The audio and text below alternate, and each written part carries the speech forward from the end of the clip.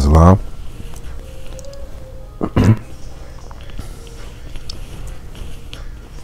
They'll be in this late night chat. You're gonna go over the word more one more time. It's an update video from a last video, a video I did before. That was low. Can't really hear myself in that. I'm gonna do it over. And this time they're gonna talk about it.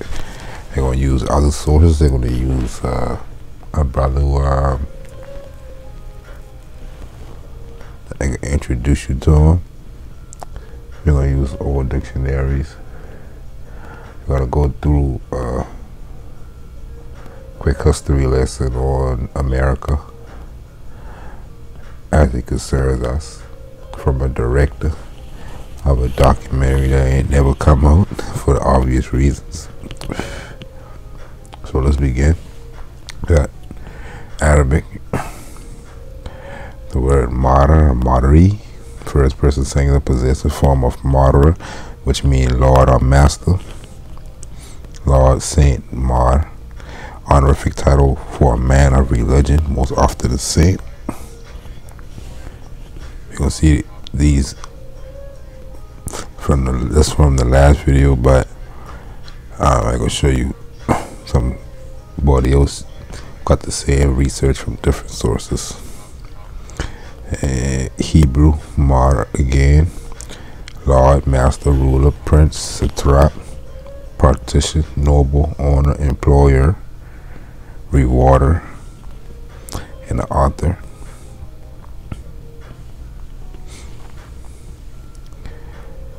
Classical Syriac, Mara, perhaps reinforced by English Muster.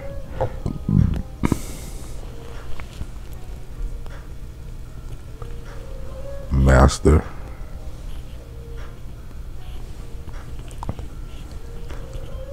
And Mara, we see that in the Holy Lands of America.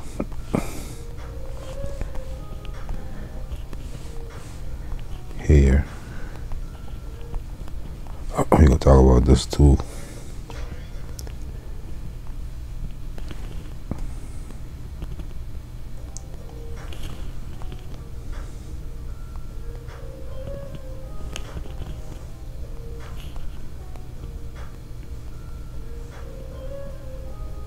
Marayo, Maracano, Marapitanas, Maracana, Marapitana, Marabixo.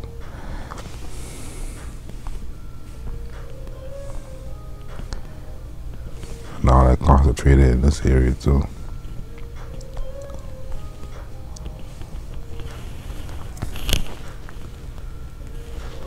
In this area of the empire, North Africa, of the old days, and we had two huge Moorish tribes.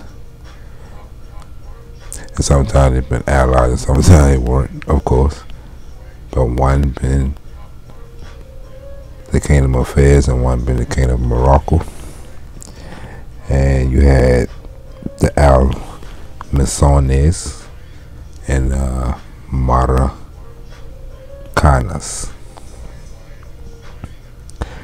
And I've been broken down to at least 4 tribes, which were broken down to hundreds and hundreds of tribes in North and South America. Which we can go back into the Canaanites, Hittites, Moabites, and stuff like that. We're gonna show you why we know that. So we got Din, Adon, and these been giants in the history, biblical history.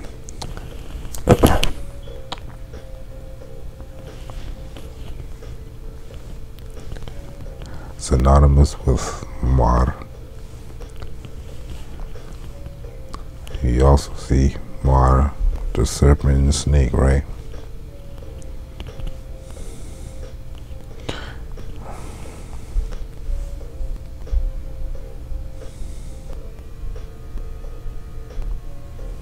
Mother.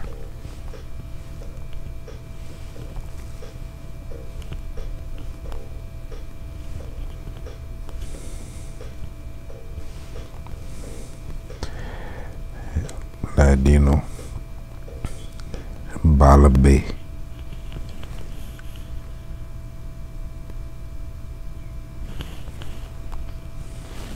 Baal Habait,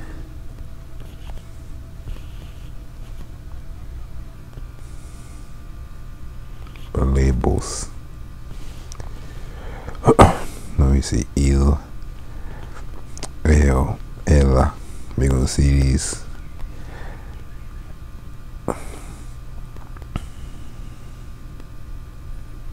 You can see the Ammonite, Hebrew, and the Phoenician got the same characters, right?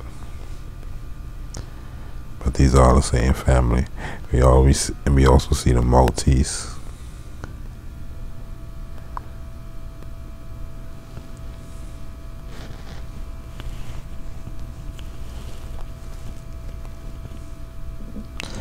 We also see the Aramaic.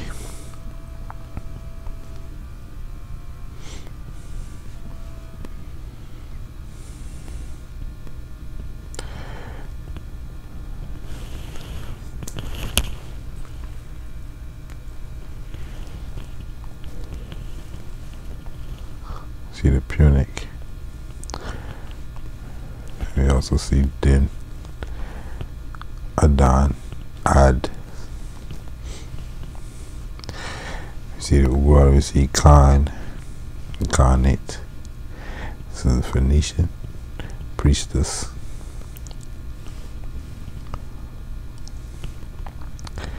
Ancient Greece. So we see from the Phoenician.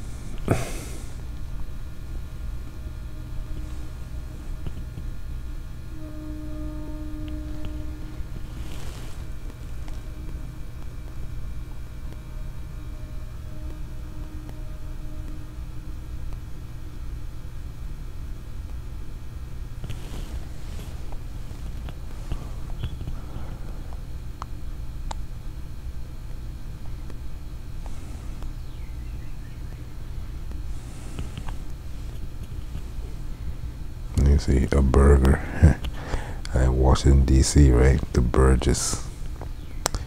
Still with the same thing, bees. That's something interesting too. This look like Morhawk.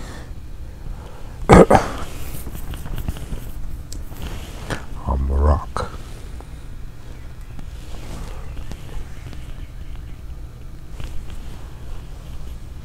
Morocco, which is like Malik King.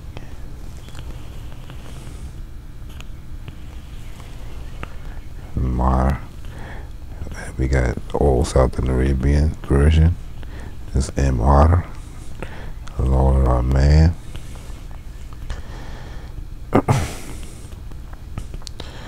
This one Almar. Hey, the one, and it comes straight from the Egyptian. The owl, the one in the mouth who gives commands. That's the oldest and original version of this term that we can find. And the simplest, the 1 + 1 = 2 version of the definition. The one who gives commands. The owl in the mouth. And every other version came out of that. In history, through time and space, to the day, we got M-O-O-R.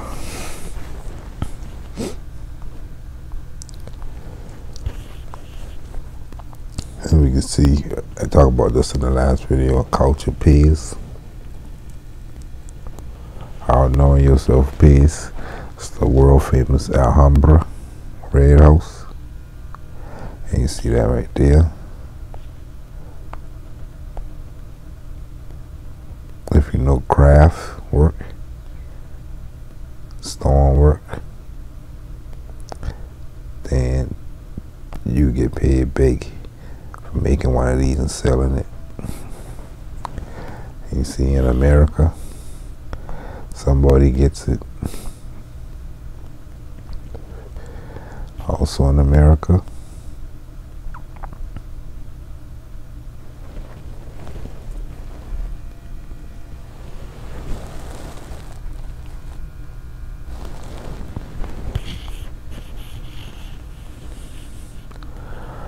Somebody in America know what it doing. Know what it do. Expensive. Noble. And even the shoes. You see, martyr.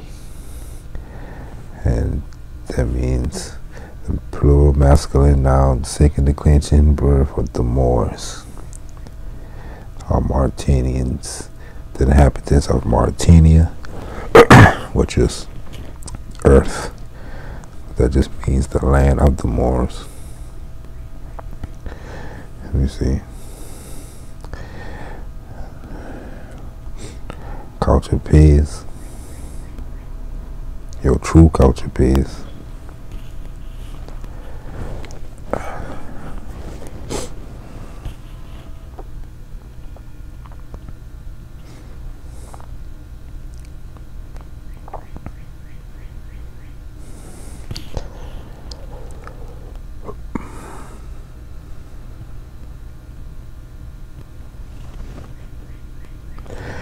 When craftsmen get into Moors, crafting these type of things, they into the realm of luxury, which is another definition for it you can find in books.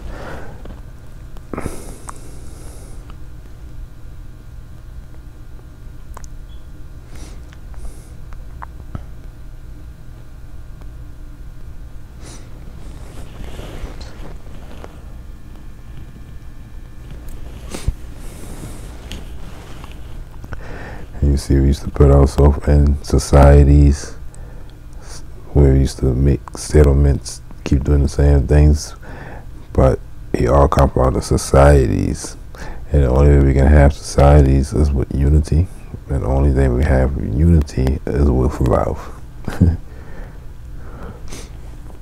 Let's see, settlements.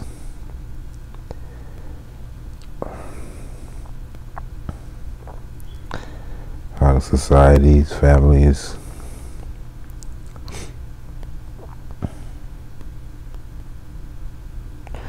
and all these, the Amazones and the Americanas of America, North and South America. Amazones is translated as the Amazon today, but it literally means the Masons. The Americanas, the Moroccans. Moors and Masons, but all Moors.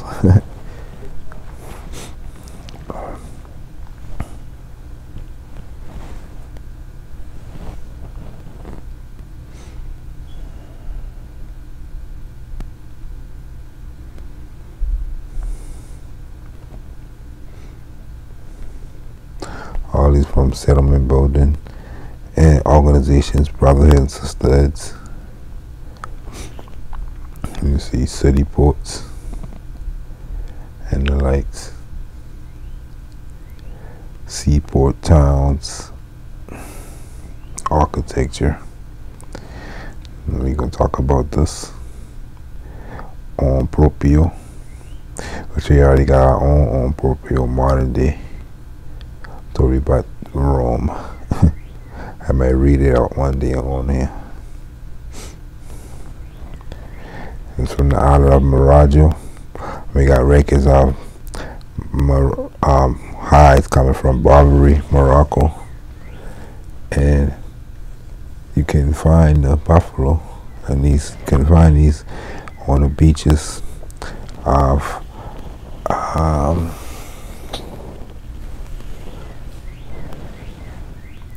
Marmora.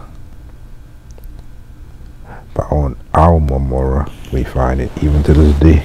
Hides everywhere. On the island of Marajo, and you see Bethlehem. Okay.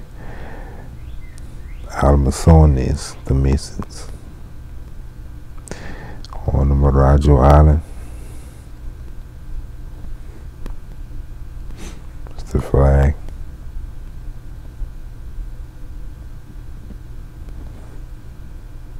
Starfort.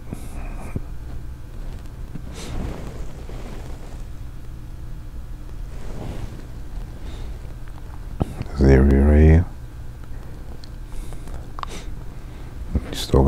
wars out there.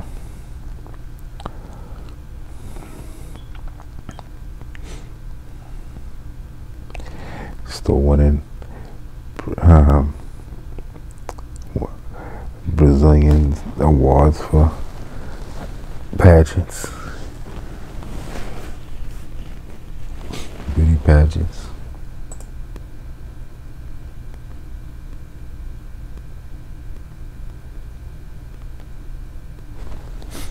I don't know.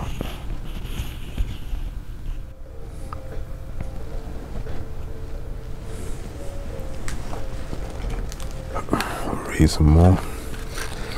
I'm gonna read some from the director we gonna put in the documentary. See, we're talking about the discovery of the Americas by Christopher Columbus, a Euro-imperialist myth.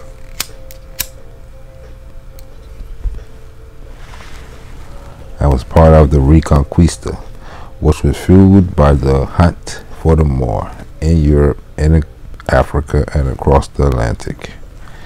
It is the same old Eurocentric tactic which was used in Africa and in the Americas during the so-called Age of Exploration. The date of the Columbus voyage, 1492, was the same year identified in Spanish history as the completion of the Christian conquest, when the Moors were finally driven out after the last stronghold at Granada. And that right there should throw the whole world off. Like, how the hell you got the same date as major events in history for discovery of a whole half of a planet,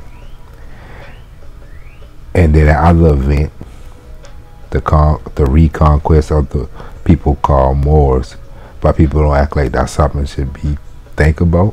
People in this hemisphere shouldn't be thinking about this thing called Moors. And when that connected to the event of a discovery of the whole goddamn Western Hemisphere.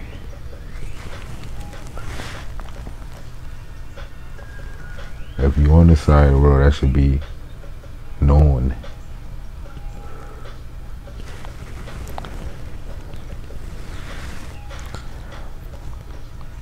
The Dane, as Isabel suggested, extended the reconquest to the American continent and extinguished all traces of Islam there too.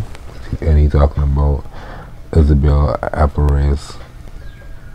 So he used that work also.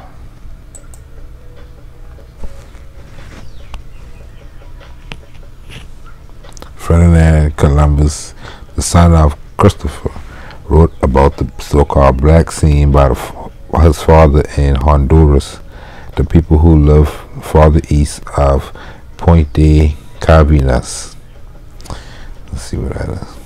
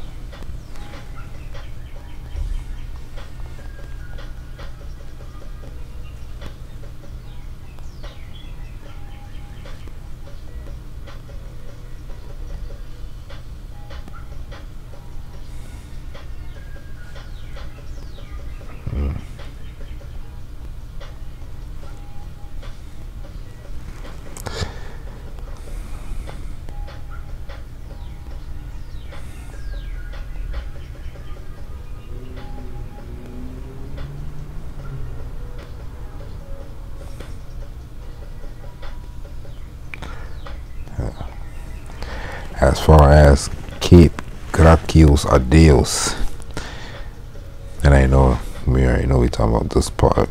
That's why he going closer. How about this part? Columbus first coming in the Little Sea are almost so-called black in color. At the same time, in this same very same region live a tribe of Muslim natives known as Al-Mami, was the destination of Al-Imam or Al-Imamu, the person who leads the prayer, or in some cases the chief of a community, member of a Imami Muslim community. What you talking about the time of Columbus now? On October 12, 1492, Christian era, Columbus landed on a little island in the Bahamas that was called Guanahani by the natives, renamed San Salvador by Columbus. Guanahani is derived from Mandinka and modified Arabic words.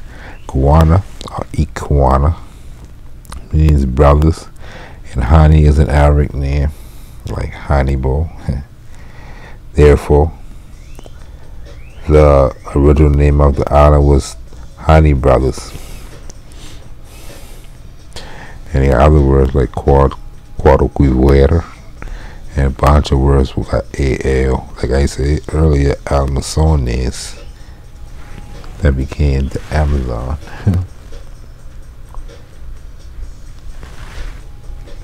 And Medina,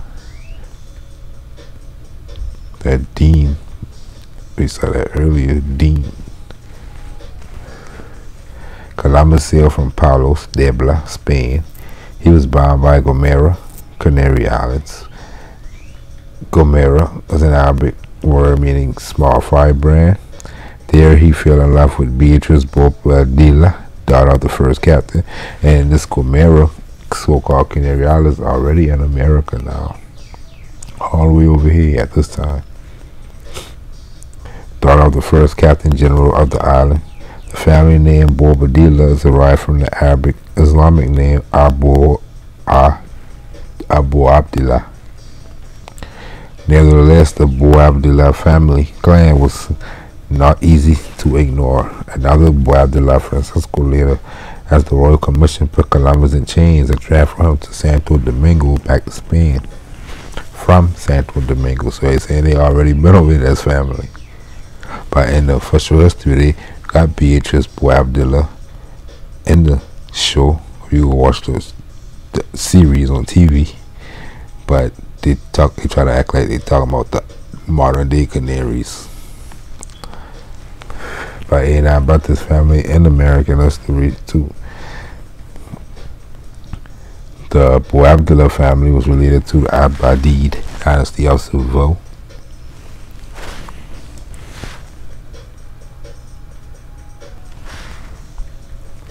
A Muslim historian, Abu Bakr ibn Umar al-Gutiya, narrated during the reign of Muslim Caliph of Spain, Hisham II, 976 to 1009 CE. Another Muslim navigator, Ibn Farouk of Granada, sailed from Kadesh, February 999 CE, into the Atlantic, the land of Gondo. So even so many different names, because even Moors who had already know about the side of the world for a long time, bunch of Moors who had know, and just the only history they got is that Moors going into the Great Sea, or the Black Sea, or the Dark Sea. These different type of stories going all the way through history.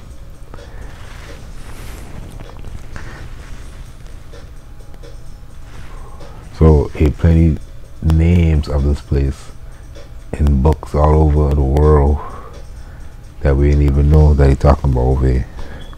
Like that Gondo. First it ain't King Guana, again another Guana. Riga. So this right here is important because the King of Morocco and his titles, the King of Fez and Morocco, in their titles they got things like, and all their kings of Guinea. And we got a last of that in America. Even to this day, they're trying to hide them. Alright, the Mexico, Costa Rica, Dominican Republic, Virgin Islands, the Bahamas. They on and on and on. If I move somewhere else, they still give me some more. And if I change them up to other versions of this, I get more. Guana Bay. And all his kings from Guinea from pole to pole. So that telling you right there, he ain't talking about Africa, Morocco over there. because they ain't got nothing to do with no two poles on no planet. That he talking about the American continent.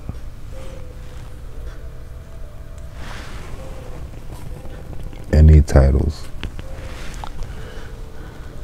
Guanariga, and continue westward where he saw and named two islands, Capraria and Pluitana. See, the Moors were speaking Latin back then, I tell you.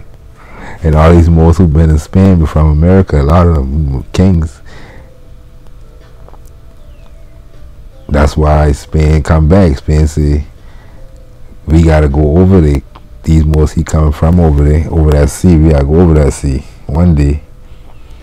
He arrived back in Spain in May 999. Oh, take him some months. A Muslim historian and geographer Abu Hassan Ali Ibn al-Hassan al-Masudi, 871 to 957. It's got to be on the record because this map, everybody can go find this map. And they on the map, he showed a continent, the extra continent right there on that shit. He wrote in this book, the Maruj Adahab wa Madin al-Jawar.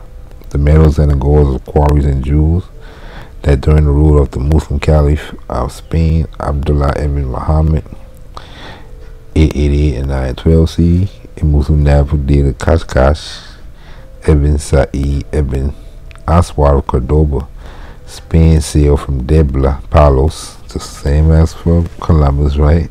889, crossed the Atlantic, reached an unknown territory, Al-Mahjula, and returned with fabulous treasures.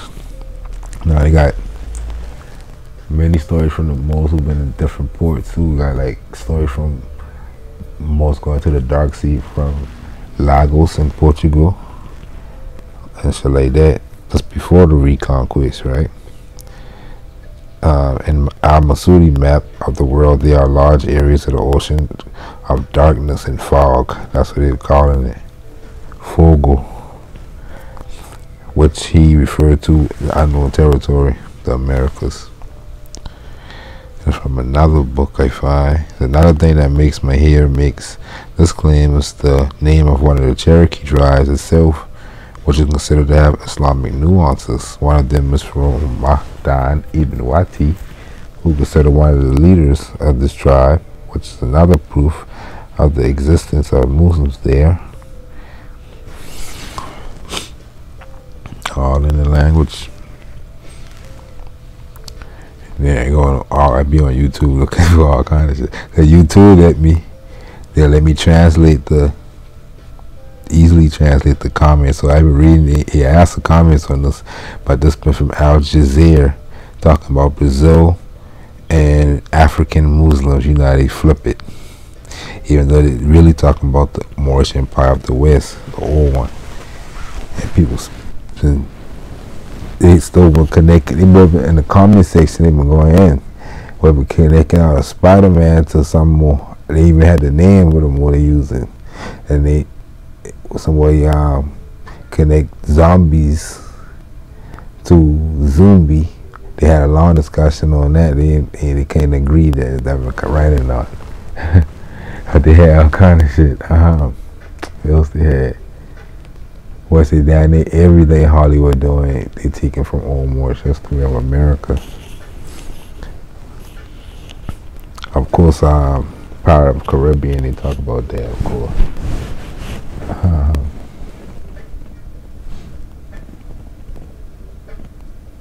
They ain't talk about the Little Mermaid. I ain't see nobody else talking about that. Let's see what else they talking about. From Hollywood.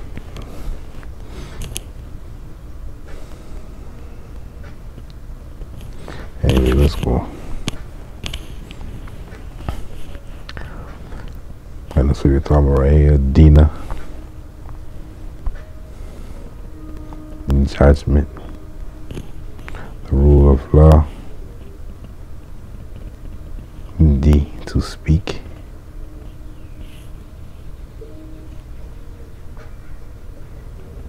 And they say it's the same as Mar, right?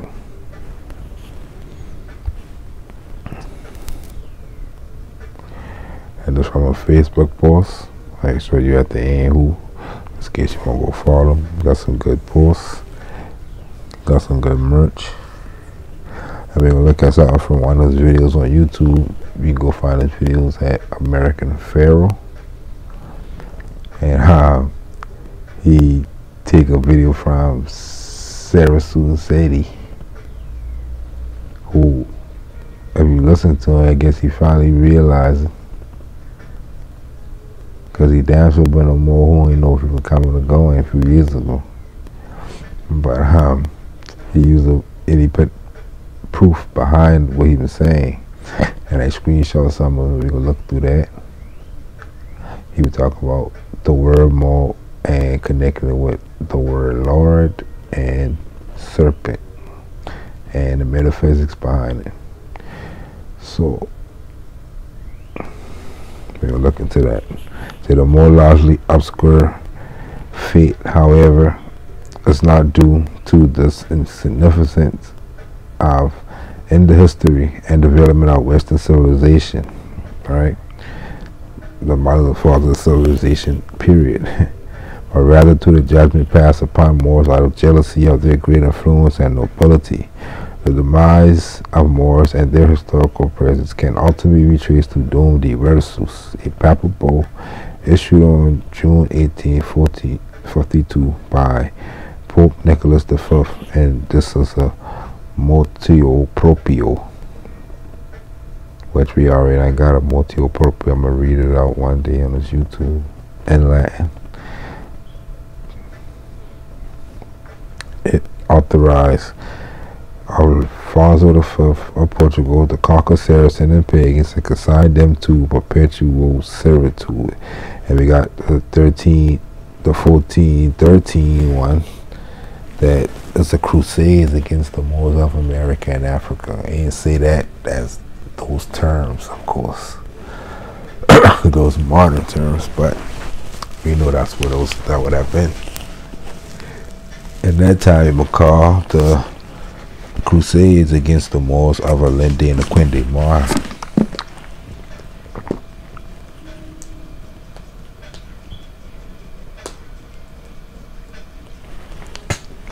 Which started the reconquest, and that just mean on both sides of the sea.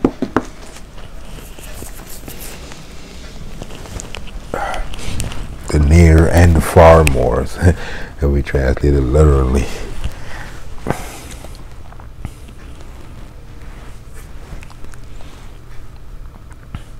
It is not by chance that the history of the Moors inevitably ends with slavery, while ironically enough, these misnomer black, Negro, and color begin with it. Truth be told, they are both one and the same. Obviously, because we're talking about a different world. What happened? Well, ain't you got stories of slavery? Ain't you calling yourself blacks? Ain't you see your ancestors calling themselves Negroes and coloreds? So you go back before that, we talking about the Moorish history. But erroneous as it is, it always Moorish history. Yesterday, Moors were making history all over the world because that's what they is. Regardless if they know it or not. Moors have not only been stripped of their nobility, birthright, and inheritance, but also robbed their national legacy, forsaken by the enthralls of enslavement, mental and physical. The Moors have been common people without self-knowledge, no awareness of their cultural rights or customs, no remembrance of their morals, and recollection of any legacy.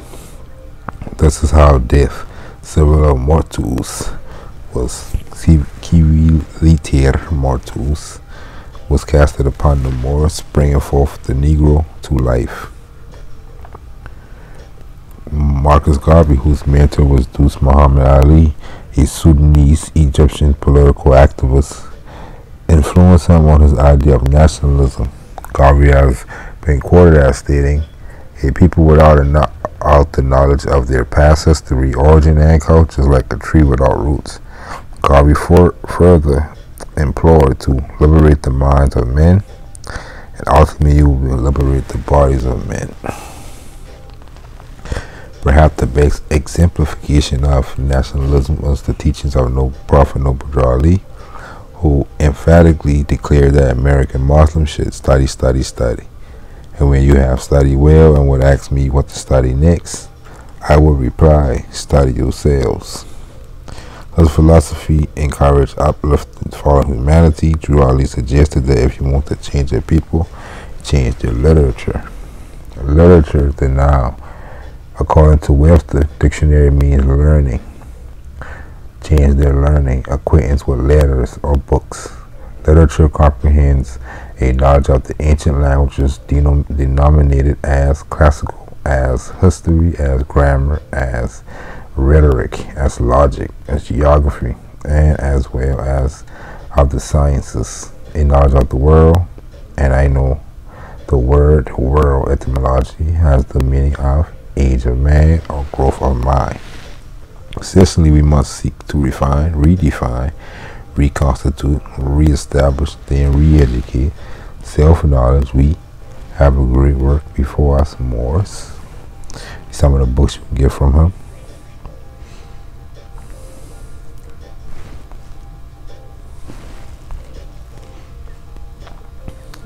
If you want more information, the Pharaonic Times, Journal of the Moorish American Ethnology, a series of booklets dedicated to the proclamation of the Moorish science, history, culture, civilization in the pre-Columbian era of the Americas. The purpose of this literature is to continue the evolution and formal foundation of a bibliotheca of Moorish science. Prophet Noble Ali told the Moors, in order to change the people, must change their literature. And so, the Journal of Moorish American Ethnology endeavors to provide a forum with focus upon the Moorish paradigm, and by compiling to documenting the Moorish experience. Yesterday, 100 years ago, 500 years ago, 1,000. And you can find him here on Facebook. We'll learn more. We're about to go through the video that he had make. One of the videos. I can't remember the name of him, but said he talking on him when you go to the channel American Pharaoh. But unless we can go through some of the same things, someone or something having power, authority, or influence, a master or a ruler. You see an overseer or overlord. Means high, also related to a mountain, a dweller on the mountains. Druid or Merlin. The chieftains or the king, as in the corner Moor. That's in the Gaelic European. The word Moor is a loose term that was used in the medieval and the Renaissance England to refer to the Moors, Blackamoors, Negroes, Indians, Mohammedans, or Muslims. All these terms are more often than not used interchangeably, and that's always going to happen to terms. The older, especially the oldest terms, will always get many meanings throughout time. People write dictionaries with their own opinions. So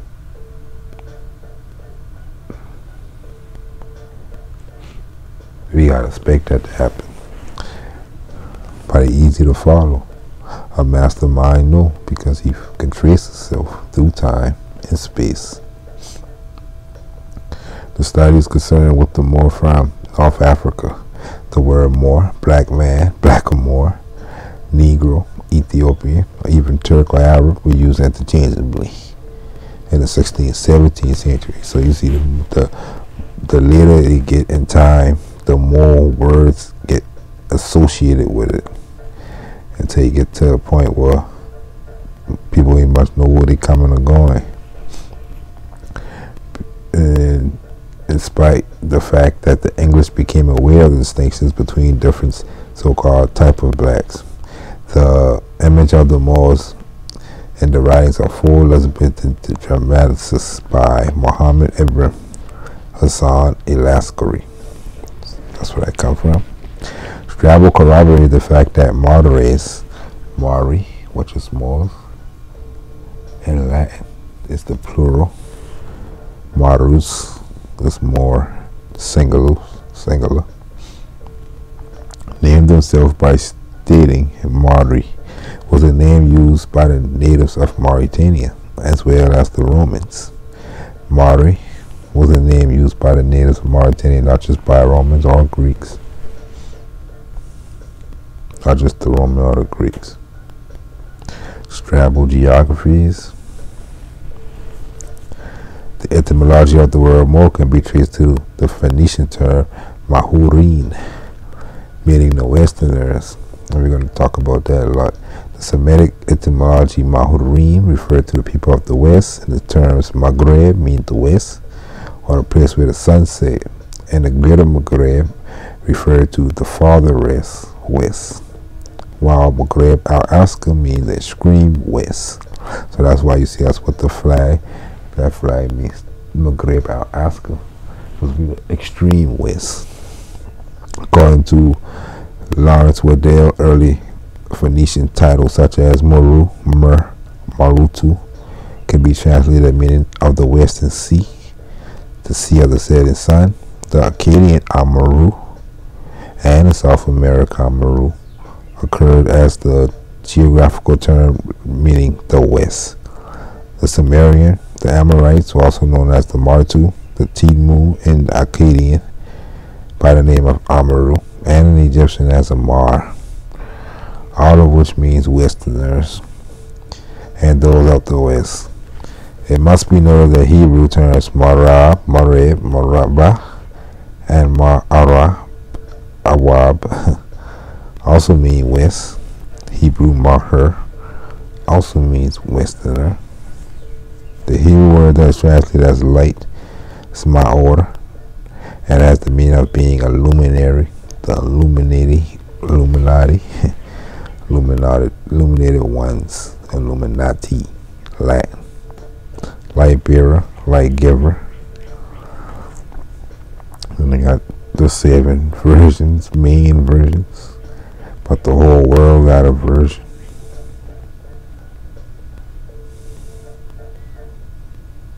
So it may be possibly from the ancient North African language, may even be derived from the ethnic name. So they said, or at least the sense of it. Said some believe the word to be merely a use of the Greek malbos, black, which we know the Greek never called no human being that. They only use nouns for people, not adjectives. They can't find art. That's why a lot of dictionaries rebut that, because they can't find no texts in Greeks that talking about people and calling them, unless they're talking about a tribe where they about to go kill. But in an intelligent manner, even no group of people call it, it been associated with that. It's like the Englishman did. He said all these people call Moors, they black. So he put that in the dictionary. Said which on this view is emphatic with amorphous, blind. But this adjective, adjective, or at least the sense of it, is confined to late Greece and may derive from the name, not the other way around, like people try to make it out. Say Ami Tamer, Egyptian, Mar Amin, which means Westerner too. Amun, Mar, my order, departmental stele, the title of the high priest of Anu. Mer, a name of Egypt.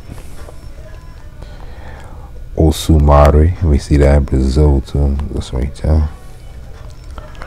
Mer, a sacred serpent.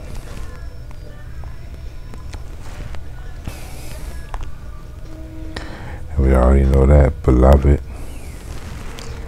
the title. Tamera, the land of Mera. And that's the one version right here. MR, the one who gave commands, the owl in the mouth. That's the oldest version. and it just means the one who give commands. And then you start adding other stuff. You become overseer, chief officer, head, superintendent, director, foreman. All these things give you commands or something, some kind of form.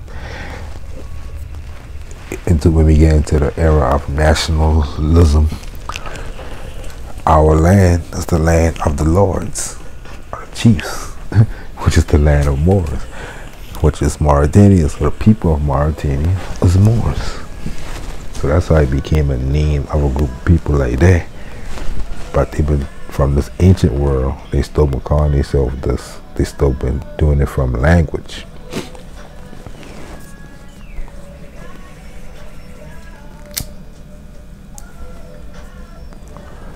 Like in 1786, when the Sultan writing the provisions for the Moors of the world, he using the term Moor for a reason. He ain't writing that for just any old group of people. He writing that for the people who is the merchants, who is the lords and the kings and the chiefs of the empire. So he used the term Moor. You know that's what it is in the treaty. That's when they can put blacks.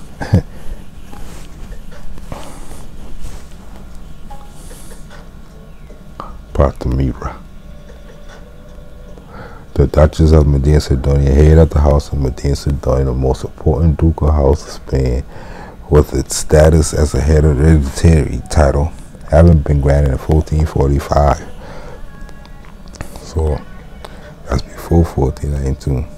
The principal residence of the Duke was the Palace of Medina Sidonia, located in San Lucar de Barrameda, Cadiz. Was it today?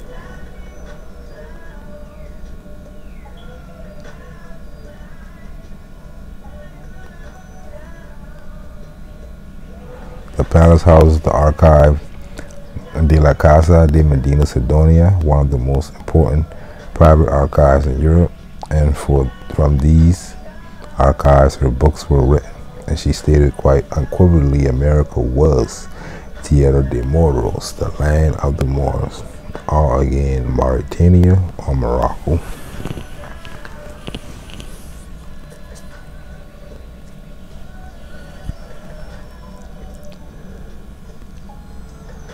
Is an Egyptian name for that which is eldest, greatest, oldest, chief, principal, or first. Mar is another name for the god Amen. Or light. And how hero on the crown, another book.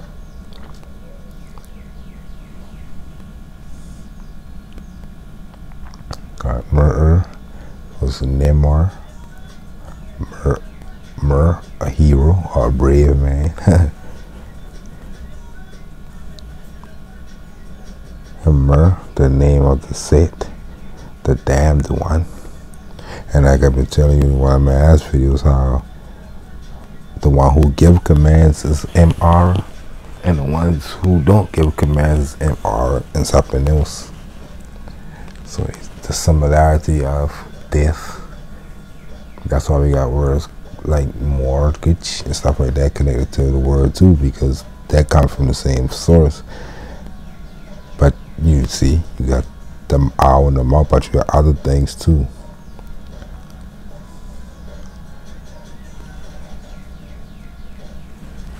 And then you also get into Naga.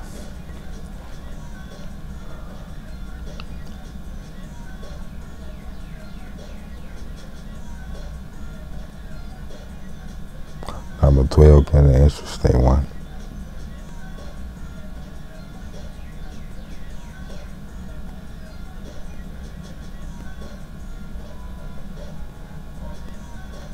And 13. We had the city of the Nazarenos in Brazil too, in the ancient and modern, I think. I find it on maps at least 60 or 1700 maps still in there.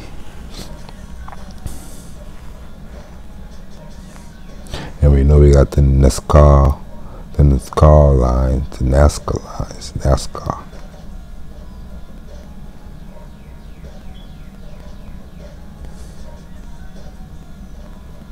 environment.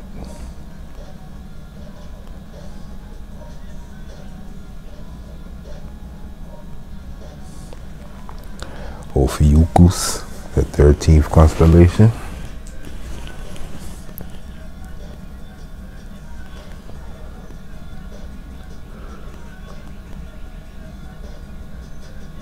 I already know. I tell you that pearl has something with the pearl. I always see that pearl on these malls. They've been stopping with that. Now you see, even the pearl got significance from the ancient world. Went back to Egypt.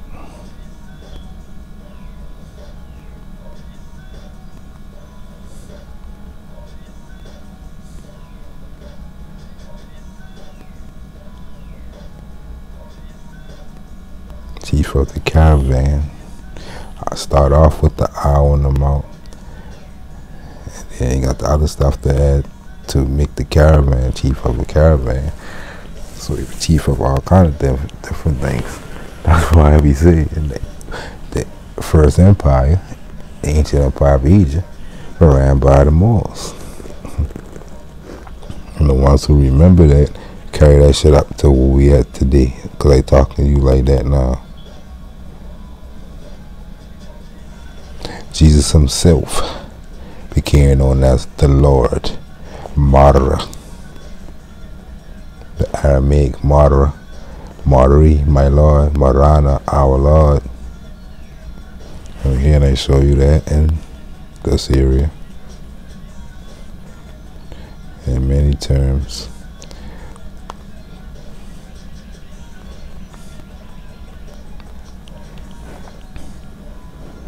That's why his mama named Mary. All about to the ancient Egyptian Moorish temples of science and shit, schools, and then in that world. And that's why we got that in that Circle 7. But we use the term Creoles instead of Martyri, like we supposed to. Jesus Marana.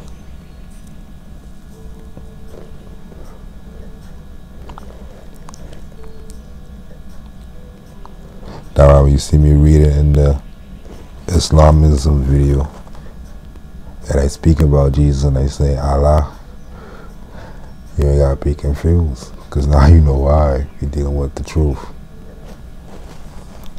and the language. Just refer to ordinary human lords, Moors, Martyri.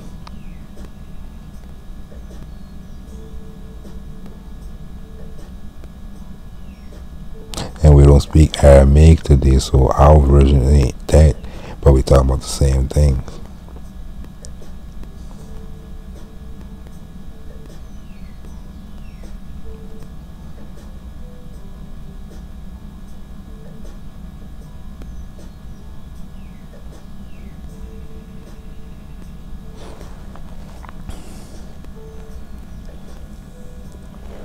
Marias, the tree one, Allah, Yahweh, Maria,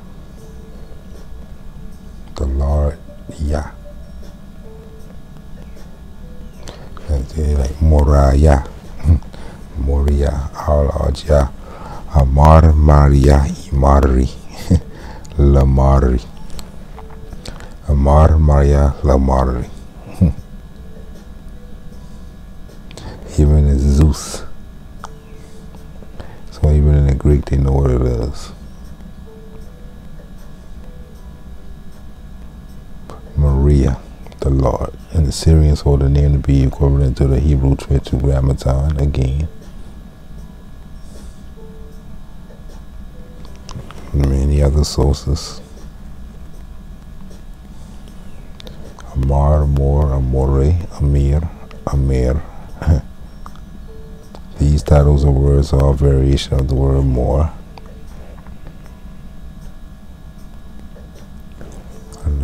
Aramaic, Amara, Lord God King. Even Pierre, like again, early colonial America, they've been the peers, right? They've been even into this. like really mayor.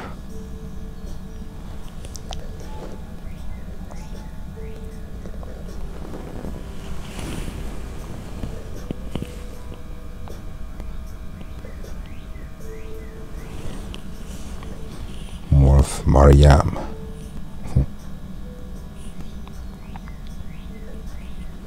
And this English dictionary's Dutch. Yeah, that's a Dutch one. Let's see more. Black Morian. Morian. Blackmore or an Ethiopian. So these books, even though they ain't get deep like I get, showing you things, they showing you if you call yourself something like black in these times, they use them more. They're telling you that. And Moorland, the Black Moors country. See, Mauritania just means our country, wherever we are. We don't care if a Christian map say Mauritania under our feet on the map. All I gotta do is I think we can draw a map too.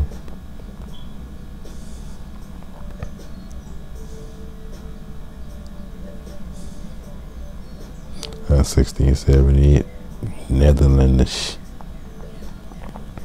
Again, more Ethiops. The one thing these things that know, the one thing they didn't know, been the fact that these people who were called Moors dark skinned.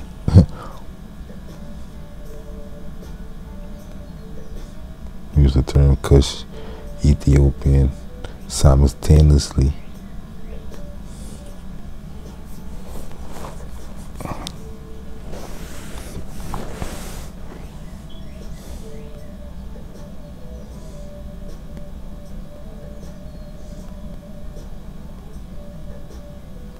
But the thing is, we don't concern ourselves with other people call us. We know who he is. You ever hear around these people? To be able to try to figure out who it is. Tracing ourselves through time. Not nobody else, ourselves.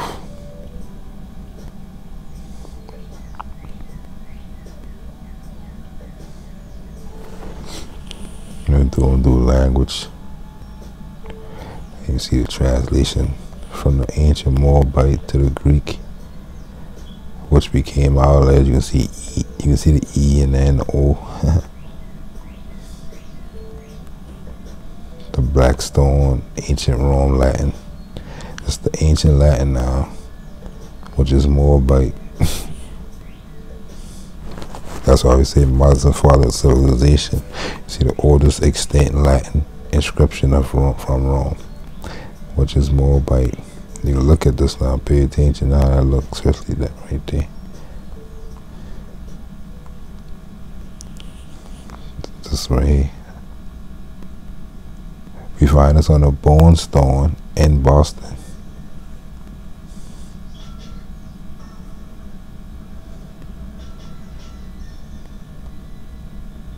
What is it? A, B, C, D, E.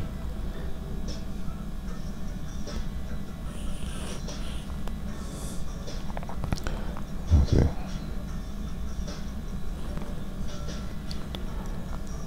Egyptian, right? The first empire. All over the world, these people right here, right? See, ancient Hebrew, the language of Jesus. The people who think that they can define more. And everybody I know, 1492. North Africa, Morocco, Arab, and Moabites. All that just I just show you. Just went straight on through and show you the language tree of these people, tracing yourself through time all the way to these letters that we see right here. Come from these.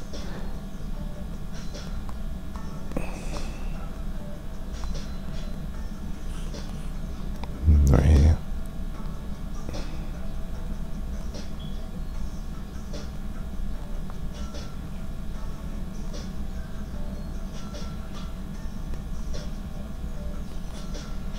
The Phoenician letter form shown are idealized actual Phoenician writings. Hold on. The Phoenician letter form shown are idealized actual Phoenician writings, less uniform with significant variation by era and region. When alphabetic writing began with the early Greek alphabet, the letter form were similar but not identical to the Phoenician, and vowels were added to the consonant-only Phoenician letters. So you see, we go back before any vowels been in M-R. We've been before the vowels even been created. That's why we got this. It's gonna be the end, but we got the italic, which includes the Latin. That's the letters we use today, the Latin letters.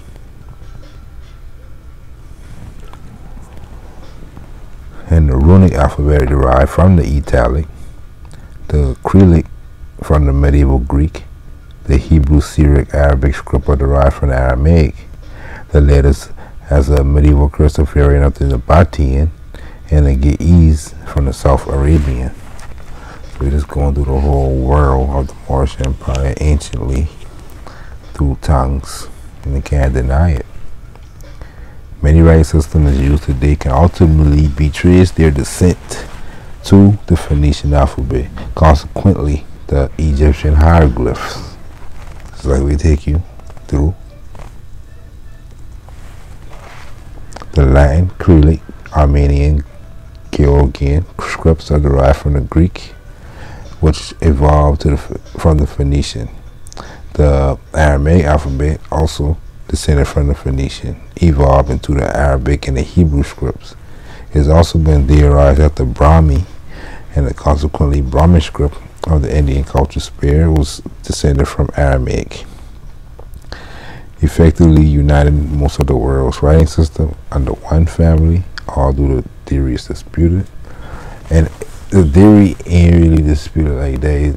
It comes from the same source, but it going through a different time sphere, so to say. And we come back in the next video, we're going to talk about government systems like this sheikdoms, which is what we under currently.